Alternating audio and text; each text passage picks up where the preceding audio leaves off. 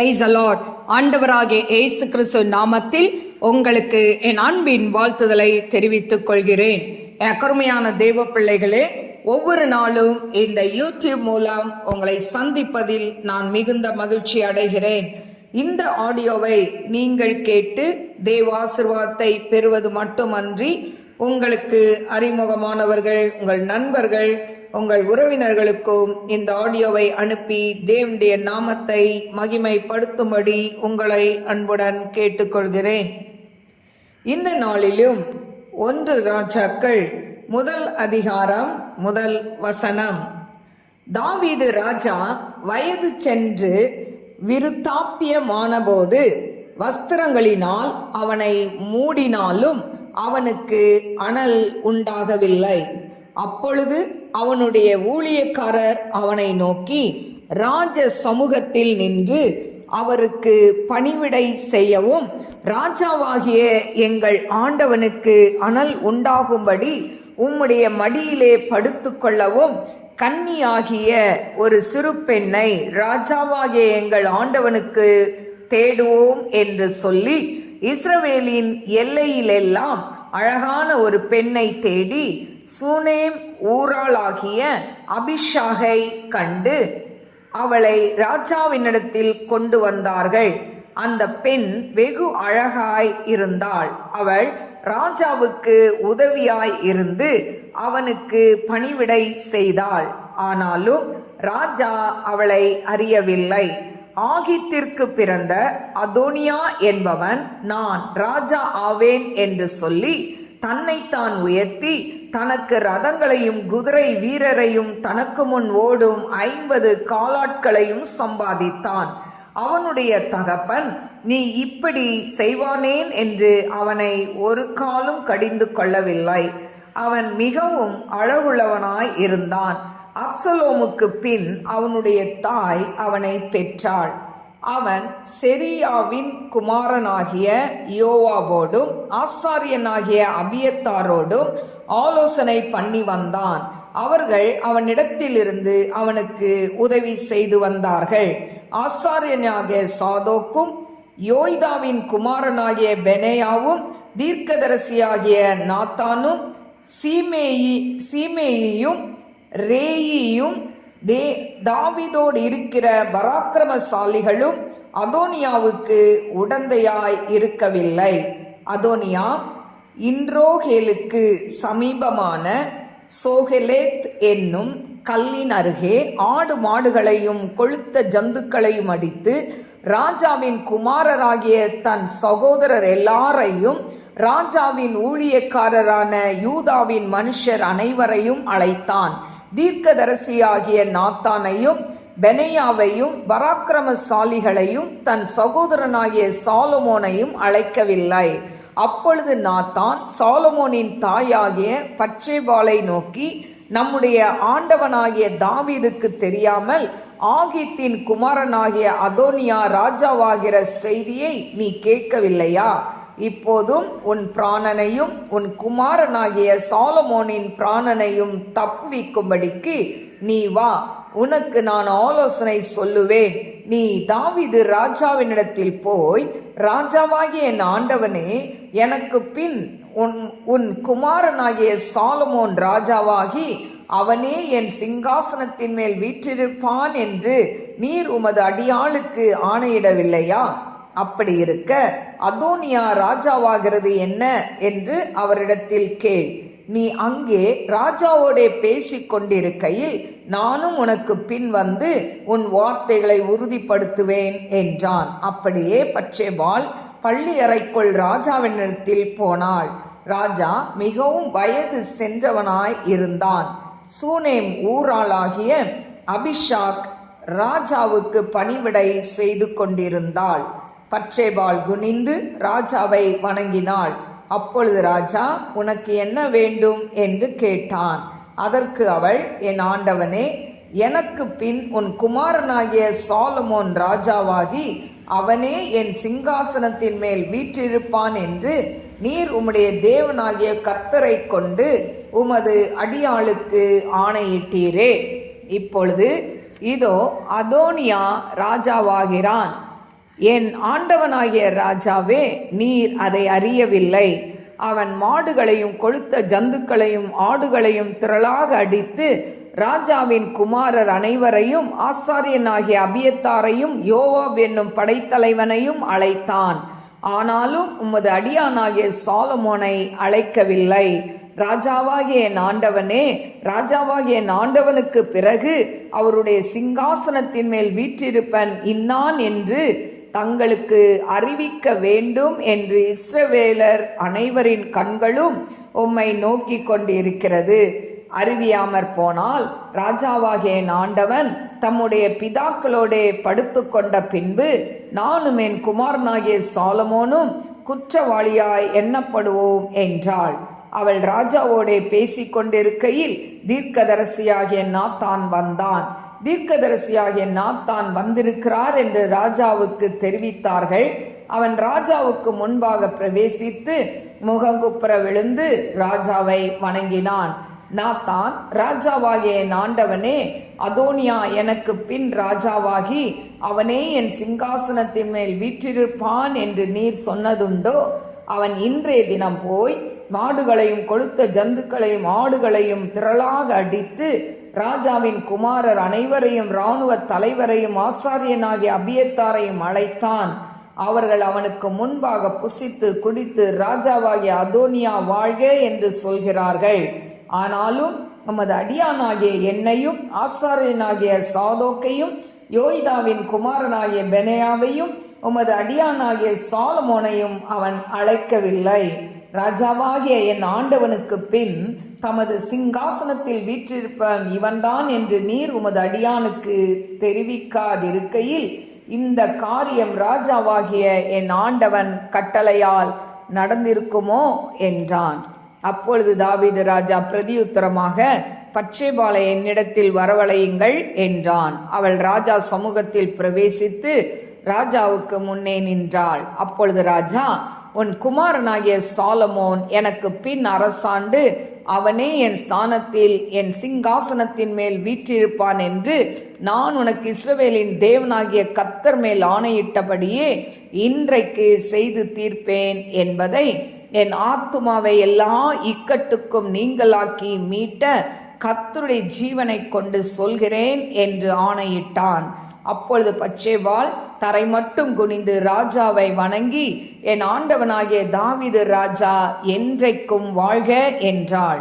பின்பு தாவீது ராஜா ஆசாரியனாகிய சாதோக்கையும் தீர்க்கதரிசியாகிய நாத்தானையும் யோய்தாவின் குமாரன் பெனயாவையும் என்னிடத்தில் வரவழையுங்கள் என்றான். அவர்கள் ராஜாவுக்கு முன்பாக பிரவேசித்த போது ராஜா அவர்களை நோக்கி, நீங்கள் உங்கள் ஆண்டவனுடைய சேவகரை கூட்டிக் கொண்டு என் குமாரனாகிய சாலமோனை என் கோவேறு கழுதையின் மேல் ஏற்றி அவனை கீகோனுக்கு அழைத்து கொண்டு போங்கள்.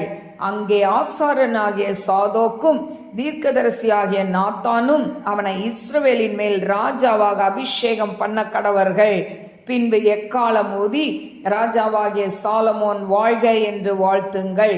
அதன் பின்பு அவன் நகர்வலம் வந்து என் சிங்காசனத்தில் வீற்றிருக்கும்படி அவனை கூட்டிக் கொண்டு வாருங்கள். அவனே என் ஸ்தானத்தில் ராஜாவாயிருப்பான்.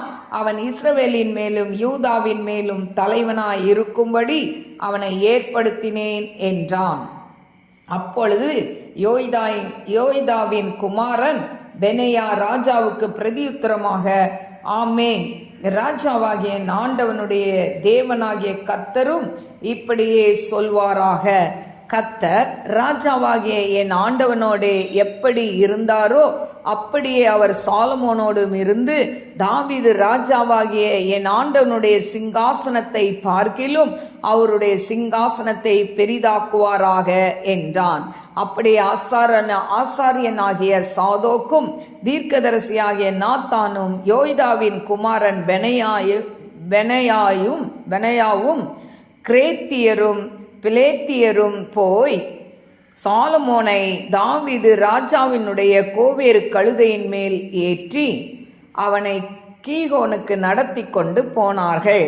ஆசாரியனாகிய சாதோக்கு தைல கொம்பை கூடாரத்திலிருந்து எடுத்து கொண்டு போய் சாலமோனை அபிஷேகம் பண்ணினான். அப்பொழுது எக்காலம் ஓதி ஜனங்கள் எல்லாரும் ராஜாவாகிய சாலமோன் வாழ்க என்று வாழ்த்தினார்கள். பிற்பாடு ஜனங்கள் எல்லாரும் அவன் பிறகாலே போனார்கள். ஜனங்கள் நாகசுரங்களை ஊதி பூமி அவர்கள் சத்தத்தினால் அதிரத்தக்கதாக மகா பூரிப்பாய் சந்தோஷித்தார்கள். அதோனியாவும் அவனோடு இருந்த எல்லா விருந்தாளிகளும் போஜனம் பண்ணி முடிந்த போது அதை கேட்டார்கள். யோவாப் எக்கால சத்தத்தை கேட்டபோது நகரத்தில் உண்டாயிருக்கிற ஆரவாரம் என்ன என்று விசாரித்தான். அவன் பேசிக் கொண்டிருக்கையில் ஆசாரியனாகிய அபியத்தாரின் குமாரன் யோனத்தான் வந்தான். அப்பொழுது அதோனியா, உள்ளே வா, நீ கெட்டிக்காரன், நீ நற்செய்தி கொண்டு வருகிறவன் என்றான். யோனத்தான் அதோனியாவுக்கு பிரதியுத்தரமாக, ஏது தாவீது ராஜாவாகிய நம்முடைய ஆண்டவன் சாலமோனை ராஜாவாக்கினாரே, ராஜா ஆசாரியனாகிய சாதோக்கையும் தீர்க்கதரிசியாகிய நாத்தானையும் யோய்தாவின் குமாரன் பெனாயாவையும் கிரேத்தியரையும் பிலேத்தியரையும் அவனோடே அனுப்பினார். அவர்கள் அவனை ராஜாவுடைய கோவேறு கழுதையின் மேல் ஏற்றினார்கள். ஆசாரியனாகிய சாதோக்கும் தீர்க்கதரிசியாகிய நாத்தானும் அவனை கீகோனிலே ராஜாவாக அபிஷேகம் பண்ணினார்கள். நகரமெல்லாம் முழங்கத்தக்கதாக அங்கே இருந்து பூரிப்போடே புறப்பட்டு போனார்கள். நீங்கள் கேட்ட இரைச்சல் அதுதான். அல்லாமலும் சாலமோன் ராஜாங்கத்துக்குரிய சிங்காசனத்தின் மேல் வீற்றிருக்கிறான். ராஜாவின் ஊழியக்காரரும் தாவீது ராஜாவாகிய நம்முடைய ஆண்டவனை வாழ்த்துதல் செய்ய வந்து, தேவன் சாலமோனின் நாமத்தை உம்முடைய நாமத்தை பார்க்கிலும் பிரபலப்படுத்தி அவருடைய சிங்காசனத்தை உம்முடைய சிங்காசனத்தை பார்க்கிலும் பெரிதாக்குவாராக என்றார்கள். ராஜா தம்முடைய கட்டிலின் மேல் குனிந்து பணிந்து கொண்டார்கள். பின்னும் ராஜா, என்னுடைய கண்கள் காண இன்றைய தினம் என் சிங்காசனத்தின் மேல் ஒருவனை வீற்றிருக்க செய்த இஸ்ரவேலின் தேவனாகிய கர்த்தருக்கு ஸ்தோத்திரம் என்று சொன்னார் என்றான். அப்பொழுது அதோனியாவின் விருந்தாளிகள் எல்லாரும் அதிர்ந்து எழுந்திருந்து அவரவர் தங்கள் வழியே போய்விட்டார்கள். அதோனியா சாலமோனுக்கு பயந்ததினால் எழுந்து போய் பலிபீடத்தின் கொம்புகளை பிடித்து கொண்டான். இதோ அதோனியாம் ராஜாவாகிய சாலமோனுக்கு பயப்படுகிறான் என்றும், இதோ அவன் பலிபீடத்தின் கொம்புகளை பிடித்து கொண்டு ராஜாவாகிய சாலமோன் தமது அடியானை பட்டயத்தாலே கொன்று போடுவதில்லை என்று இன்று எனக்கு ஆணையிடுவாராக என்கிறான் என்றும் சாலமோனுக்கு அறிவிக்கப்பட்டது. அப்பொழுது சாலமோன் அவன் யோகியன் என்று விளங்க நடந்து கொண்டால் அவன் தலைமயிரில் ஒன்றும் தரையிலே விழப்போகிறது இல்லை. அவனிடத்தில் பொல்லாப்பு காணப்படுமே ஆகில் அவன் சாக வேண்டும் என்றான். அவனை பலிபீடத்திலிருந்து கொண்டு வர ராஜாவாகிய சாலமோன் ஆட்களை அனுப்பினான். அவன் வந்து ராஜாவாகிய சாலமோனை வணங்கினான். சாலமோன் அவனை பார்த்து, உன் வீட்டிற்கு போ என்றான். கருமையான தேவ பிள்ளைகளே, 1 ராஜாக்கள் முதல் அதிகாரம் 1 முதல் 53 வசனங்களை நான் வாசித்திருக்கிறேன். என கருமையான தேவ பிள்ளைகளே, இந்த 1 ராஜாக்கள் இந்த முதல் அதிகாரத்தை நாம் தியானிக்கிறதற்கு முன்பாக இந்த 1 ராஜாக்கள் முதல் அதிகாரத்தினுடைய ஒரு இன்ட்ரோடக்ஷனை நாம் பார்க்கலாம். இதில் பார்த்தீங்கன்னா, இந்த எப்ரேய வேர்டில் மலாக்கீம் ஆலேப் அப்படின்னு வார்த்தை. இந்த வார்த்தை பார்த்தீங்கன்னா, மலாக்கீம் அப்படின்னா அரசர்கள் என்று அர்த்தம், ஆலேப் அப்படின்னா ஒன்றுன்னு அர்த்தம். கருமையான தேவ பிள்ளைகளே, அதே போல் பார்த்தீங்கன்னா, இந்த ராஜாக்களுடைய புஸ்தகம் எழுதினதின் நோக்கம் என்னன்னா, இதில் இஸ்ரவேல் யூதாவின் அரசர்களில் தேவனுக்கென்று வாழ்ந்தவர்களுடைய வாழ்க்கையும் பாவத்தில் வாழ்ந்தவர்களுடைய வாழ்க்கையும் ஒப்பிட்டு இதில் காட்டப்பட்டிருக்கிறதை நாம் பார்க்கலாம். அதே போல் இந்த 1 ராஜாக்கள் புஸ்தகத்தை எழுதியவர் யார் என்று தெரியாது. ஆனால் எரேமியா அல்லது சில தீர்க்கதரிசிகள் எழுதியிருக்கலாம் என்று கருதப்படுகிறது. எப்பேற்பட்ட காலத்தில், எந்த காலத்தில் எழுதப்பட்டதுன்னா, சுமார் கிமு 1015 கிமு 885 வரை இது எழுதப்பட்டது என்று சொல்லப்படுகிறது. கருமையான தேவ பிள்ளைகளே, இதனுடைய இந்த ராஜாக்கள் புஸ்தகத்தின் திறவுகோல் என்னன்னா, இந்த 1 ராஜாக்கள் 11:13 ஆனாலும் ராஜ்யம் முழுமையும் நான் பிடுங்காமல் என் தாசனாகிய தாவீது நிமித்தமும் நான் தெரிந்து கொண்ட எருசலேமின் நிமித்தமும் ஒரு கோத்திரத்தை நான் உன் குமாரனுக்கு கொடுப்பேன் அப்படின்னு சொல்லப்பட்டிருக்கு. இதில் பார்த்தீங்கன்னா இதில் ராஜாக்கள் புஸ்தகத்தில் வரக்கூடிய நபர்கள் இடங்கள் என்ன அப்படின்னு சொன்னால், இதில் வரக்கூடிய நபர்கள் தாவீது, சாலமோன், ரெகொபயாம், அதே போல் எரோபயாம், எலியா, ஆகாப், ஏசபேல், இவங்கெல்லாம் இதில் இந்த 1 ராஜாக்களில் இவங்கெல்லாம் வர்றதை நாம் பார்க்கிறோம். எந்தெந்த இடங்கள் சொன்னால் சீகேம், இஸ்ரவேல், யூதா, எருசலேம், தான், பெத்தேல், திர்ஷா, சமரியா, கர்மேல் மலை, எஸ்ரேல், ஓரேப், கீலேயாத்தில் உள்ள ராமோத், இதெல்லாம் இங்கே இந்த இதில் உள்ள இடங்கள். இதில் இந்தந்த இடங்கள் சொல்லப்பட்டிருக்கிறத இந்த 1 ராஜாக்களில் நாம் பார்க்கலாம். கருமையான தேவ பிள்ளைகளே, இந்த நூலினுடைய சிறப்பு அம்சம் என்னன்னா, எலியா தீர்க்கதரிசியின் செயல்களை இந்த புஸ்தகத்தில் நாம் விளக்கமாக கூறப்பட்டிருக்கிறதை நாம் பார்க்கலாம். அதே போல் கருமையான தெய்வ பிள்ளைகளே, இந்த 1 ராஜாக்கள் இதில் மொத்தம் 22 அதிகாரங்களும் வசனங்கள் 816 வசனங்கள் இருக்கிறதை நாம் பார்க்கலாம்.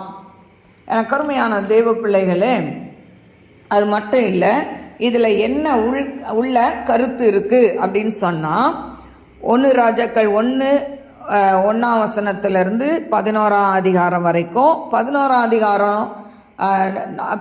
அதிகாரத்தில் 43 வசனம் வரைக்கும் சாலமோனுடைய ஆட்சியை குறித்து சொல்லப்பட்டிருக்கு.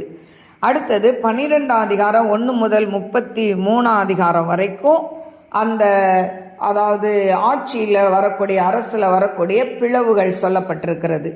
அடுத்தது 13 அதிகாரம் 1லிருந்து 22 அதிகாரம் 53 வசனம் வரைக்கும் இஸ்ரவேல் யூதா அதாவது அரசர்களின் ஆட்சியை பற்றி சொல்லப்பட்டிருக்கிறதை நாம் பார்க்கலாம். கருமையான தெய்வ பிள்ளைகளே, இந்த நாளிலும் இந்த 1ஆம் அதிகாரத்தில் நாம் பார்க்கும்போது 1ஆம் அதிகாரம் 1லிருந்து 4 வரைக்கும் பார்த்தீங்கன்னா, இப்போ இந்த தாவீதுக்கு 70 வயது ஆயிடுச்சு. அவன் வயது சென்றவன் என்று சொல்லப்பட்டிருக்கு. 70 வயதான போது தாவீதுக்கு சரீரத்தில் பலவீனம் வருது, அவருக்கு ஒன்றும் செய்ய முடியல. இப்படிப்பட்ட சூழ்நிலையில் அந்த பச்சைபால் இருந்தாலும், பல மனைவிகள் மறுமனையாட்டிகள் இருந்தாலும், அந்த வயதான நாட்களில் அவருக்கு பணிவிடை செய்கிறதுக்கு அதாவது வாலிப பெண்ணை தேடுகிறார்கள் ராஜாவுக்கு. அப்படி தேடும் பொழுது அழகில் சிறந்த ஒரு வாலிப பெண்ணை தேடுறாங்க. அவள் பேர் அபிஷாக். அவள் என்ன பண்ணுறா, தாவீது கூடவே இருந்து அவனுக்கு உதவி செய்கிறதை நாம் பார்க்கலாம். கருமையான தெய்வ பிள்ளைகளே, அதே போல் 1ஆம் அதிகாரம் 5லிருந்து 10 வரைக்கும் பார்த்தீங்கன்னா, இதில் பார்த்தீங்கன்னா அதோனியாவை பற்றி சொல்லப்பட்டு இருக்கிறது. இந்த அதோனியா யாருன்னா அப்சலோமுடைய தம்பி. இப்போ அப்சலோம் செய்தது போலவே, அப்சலோம் தாவீது ராஜாவாக இருக்கும்போது என்ன பண்ணான், அவன் ஜனங்களை திரட்டி கொண்டு போய் ஒரு இடத்துல போய் அவன் என்ன பண்ணுறான், தன்னை ராஜாவாக அவன் காமிக்கிறான். ஆனால் அதே மாதிரி அவன் தம்பி அதோனியாவும் ராஜா இப்போ அவர் என்ன பண்ணுறாரு, வயது சென்று படுத்த படுக்கையாக இருக்கிறாரு. ஆனால் அவங்க அப்பா தாவீது மரிக்க முன்னாலேயே அவனுக்கு சாலமோன் இருக்கிறான். ஆனாலும் இவன் நம்ம ராஜாவாயிடணும் அப்படின்னு சொல்லி ஒரு கூட்ட ஜனங்களை கூட்டிகிட்டு போய், அதாவது ராஜாக்களுடைய பிள்ளைகளெல்லாம் கூப்பிட்டு போய் இவன் என்ன பண்ணுறான், நல்லா அவங்களுக்கு விருந்து வச்சு அந்த அதோனியா ராஜா வாழ்க அப்படின்னு சொல்கிறத நாம் இந்த இடத்துல இந்த அதிகாரத்தில் பார்க்குறோம். இதை கேள்விப்பட்ட நாத்தான் தீர்க்கதரிசி அவர் என்ன பண்ணுறாரு, இதை தாவீதுக்கு சொல்லாமல் இருக்கக்கூடாது. பாருங்க, அவர் துணிந்து போகிறார். அவர் போய் அதாவது பச்சைபால் கிட்ட சொல்கிறதை நாம் பார்க்கிறோம். ஆனால் எனக்கு அருமையான தேவ பிள்ளைகளே, இதில் இந்த அதோனியா ஏன் இப்படி நடந்தான்னா, தாவீது பிள்ளைங்களை என்ன பண்ணலை, சரியாக கர்த்தருக்குள்ளே நடத்தலை. அதாவது அவனுக்கு நிறைய பிள்ளைகள் இருந்தாலும் அந்த பிள்ளைகளை கர்த்தருக்கு பயப்படுகிற பயத்தில் அவங்கள வளர்க்கலை. அதனால தான் அப்சலோமும் தாவீதுக்கு எதிராக எழுந்தான், இப்போ அதோனியா அவன் தம்பியும் என்ன பண்ணுறான், தாவீதுக்கு விரோதமாய், தாவீது ராஜா தன் தகப்பனுக்கு விரோதமாய் எழும்புகிறதை நாம் பார்க்கிறோம். இந்த அதோனியா அப்படின்னா கர்த்தரே என் ஆண்டவர் அப்படின்னு சொல்லி அர்த்தம். ஆனால் கர்த்தரே என் ஆண்டவர் சொல்லி அந்த அர்த்தம் இருந்தாலும் இந்த அதோனியா தேவனை அறியாது இருந்ததுனால தான் குறுக்கு வழியில் அவன் என்ன பண்ணுறான், ராஜாவாக மாறணும்னு சொல்லி அவன் ஒரு தப்பான ஒரு தீர்மானத்தை எடுக்கிறதை நாம் பார்க்கிறோம். அப்போ ஆண்டவரோடு நாம் இருக்கும் பொழுது நம்ம என்ன பண்ண மாட்டோம், அதாவது மற்றவங்களுடைய பதவிகளையோ பொருளையோ மற்ற காரியங்களையோ அபகரிக்க ஆண்டவர் விடமாட்டார். அதுவும் நீ ஆண்டவருக்குள்ளே இல்லை, கர்த்தரே என் ஆண்டவர்னு அர்த்தம் அவன் பேருக்கு, ஆனால் அவன் ஆண்டவருக்குள்ளே இல்லை. அவன் ஆண்டவரை சரியாக அறியாததுனால இந்த தவறான முடிவை அவன் ராஜாவாயிடணும் அப்படின்னு ஒரு முடிவை எடுக்கிறான். ஆனால் இந்த திட்டத்தை பார்த்தீங்கன்னா நாத்தான் போய் என்ன பண்ணிடுறாரு, ராஜாட்ட சொல்லிடணும் அப்படின்னு சொல்லி இவர் என்ன பண்ணுறாரு, போய் துணிந்து போய் பச்சைபால் கிட்ட சொல்கிறார், இது தெரியாதா உனக்கு, நாட்டில் என்ன நடக்குதுன்னு தெரியாதா, இப்படி அதோனியா ராஜாவாகிறானே அப்படின்னு சொல்லும்போது அவன் நான் உனக்கு ஆலோசனை சொல்கிறேன், நீ என்ன பண்ணு, ராஜா கிட்ட போய் நடந்ததை சொல்லு, நானும் சொல்லிட்டு இருக்கும்போது நானும் அதில் ஜாயின் பண்ணி நானும் ராஜா கிட்ட பேசுகிறேன் அப்படின்னு சொல்லி இந்த நாத்தான் என்ன பண்ணுறாரு, இவர் தீர்க்கதரிசியான நாத்தான் ஆலோசனை கொடுக்குறார். ஆலோசனை கொடுத்த உடனே இவளும் தைரியமாக போய் தன்னுடைய தாவீது ராஜா கிட்ட அந்த அரண்மனைக்குள்ள அவள் என்ன பண்ணுறான், அவள் கடந்து போகிறதை நாம் பார்க்கிறோம். போய் தன்னுடைய அதாவது ராஜா தன்னுடைய கணவனான தாவீதை அவன் என்ன பண்ணுறா, பணிந்து வணங்குறா. வணங்கி அவன் கேட்குறான், உனக்கு என்ன வேணும், எதுக்கு வந்திருக்கிற அப்படின்னு கேட்கும்போது எனக்கு அருமையான தேவ பிள்ளைகளை அவள் காரியத்தை சொல்ல ஆரம்பிக்கிறா. நீங்கள் எனக்கு சொன்னீங்களே, உங்களுக்கு அப்புறம் சாலமோன் தான் என் சிங்காசனத்தில் இருப்பான்னு சொன்னீங்களே, இன்னைக்கு இந்த அதோனியா ராஜாவாகிறத நீங்கள் கேள்விப்படலை. ஆனால் அவன் போய் என்ன பண்ணுறான், ஆட்களை கூட்டிகிட்டு போய் தன்னை ராஜாவாய் காண்பிக்கிறான், ராஜாவாய் அவன் தன்னை இது பண்ணுறான் அப்படின்னு சொன்ன உடனே அந்த சொல்லிக்கிட்டே இருக்கும்போது இந்த நாத்தான் தீர்க்கதரிசி உள்ளே போகிறாரு. அவரும் நடந்த காரியத்தை சொல்கிறாரு. இதை மாதிரி அவன் சிலரை கூட்டி கொண்டு போய் என்ன பண்ணுறான், தன்னை ராஜாவாய் அவன் அபிஷேகம் பண்ணுகிறதை அவன் சொன்ன உடனே எங்களையெல்லாம் கூப்பிடல, சாலமோனை கூப்பிடல, இப்படி போய் அவன் என்ன பண்ணுறான், தன்னை ராஜாவாய் அவன் அதாவது அவன் விருந்து வைத்து அவன் அறிமுகப்படுத்துகிறான் அப்படின்னு சொன்ன உடனே அப்போ தாவீது ராஜா சொல்கிறாரு, இல்லை பச்சைபாலை கூப்பிடுங்க அப்படின்னு சொல்லி பச்சைபால் வருகிறாள். அவள் வந்த உடனே சொல்கிறா, என் ஸ்தானத்தில் சாலமோன் தான் ராஜாவாக இருப்பான், அதனால் அதுக்கு வேண்டிய ஏற்பாடு செய்யுங்கன்னு சொல்லி அதற்குரிய ஆட்களிடம் அந்த பொறுப்பை ஒப்பு கொடுத்து அவனை என் கோவேறு கழுதை மேலே ஏற்றி நீங்கள் என்ன பண்ணுங்க, அவனை அதாவது நாத்தான் இவங்களையெல்லாம் வைத்து நீங்கள் அவனை அபிஷேகம் பண்ணணும் அப்படின்னு சொல்லி அனுப்புகிறான். இப்போ கருமையான தெய்வ பிள்ளைகளே, இந்த இடத்துல பார்த்தீங்கன்னா அதோனியா கிட்ட எல்லாரும் சொல்கிறாங்க, என்ன சொல்கிறாங்கன்னா, இதை மாதிரி சாலமோன் ராஜாவா அங்கே ஏற்படுத்திட்டாங்க அப்படின்ன உடனே இவனுக்குள்ள பயம் வருது. இவனை சுற்றி இருந்த எல்லா ராஜா குலத்தை சார்ந்தவர்கள்லாம் என்ன பண்ணிட்டாங்க, இவனை விட்டுட்டு ஓடி போயிட்டாங்க. இப்போ இவன் பயந்து அவன் என்ன பண்ணுறான்னா 50வது வசனத்தில் அதோனியா சாலமோனுக்கு பயந்ததினால் எழுந்து போய் பலிபீடத்தின் கொம்புகளை பிடித்து கொண்டான். இந்த பலிபீடத்தின் கொம்புகளை பிடிச்சிட்டா அவனை யாரும் என்ன பண்ணக்கூடாது, கொல்லக்கூடாது. இப்போ பலிபீடத்தின் கொம்பை பிடிச்ச உடனே இப்போ சாலமோனுக்கு இந்த செய்தி கடந்து போகுது. அதோனியா சாலமோன் ராஜாவுக்கு பயந்து இப்படி பலிபீடத்தின் கொம்பை பிடிச்சிட்டு இருக்கிறான் அப்படின்னு சொன்ன உடனே சாலமோன் சொல்கிறான், அவன் யோக்கியமாக நடந்துக்கிட்டா, அவன் எந்த தப்பும் செய்யாட்டா அவன் தலைமயிரில் ஒன்றும் தரையில் விழாது, ஆனால் தப்பு பண்ணுனா அவன் சாகணும் அப்படின்னு சொல்லி அவன் சொல்லி அனுப்புகிறான். இப்போ அவனை பலிபீடத்திலேருந்து கொண்டு வர்றதுக்கு ராஜாவாகிய சாலமோன் ஆட்களை அனுப்புகிறான். அவங்க போய் என்ன பண்ணுறாங்க, அவனை கொண்டு வராங்க. அப்போ அவன் சாலமோன்கிட்ட வணங்கி நிற்கிறான். சாலமோன் அவனை பார்த்து சொல்கிறான், நீ உன் வீட்டுக்கு போ அப்படின்னு சொல்லிட்டான். ஆனால் வீட்டுக்கு போன்னு சொன்னான். ஆனால் அதுக்கு முன்னால் சொல்கிறான், அவன் தப்பு ஏதாவது பண்ணானா அடுத்த முறை அவன் சாகணும், அவ்வளோதான். சொல்லி அனுப்புகிறான். அனுப்பினோடனே அவன் உயிர் தப்புனா போதும்னு சொல்லி அந்த அதோனியா என்ன பண்ணிட்டான், ஓடியே போயிட்டான். இதுக்கு பின்னால் என்ன நடந்தது அப்படின்னு சொல்லி நாளைய தினம் 2வது அதிகாரத்தை நாம் தியானிக்கலாம். நாம் கண்களை மூடி நாம் செபிப்போம்.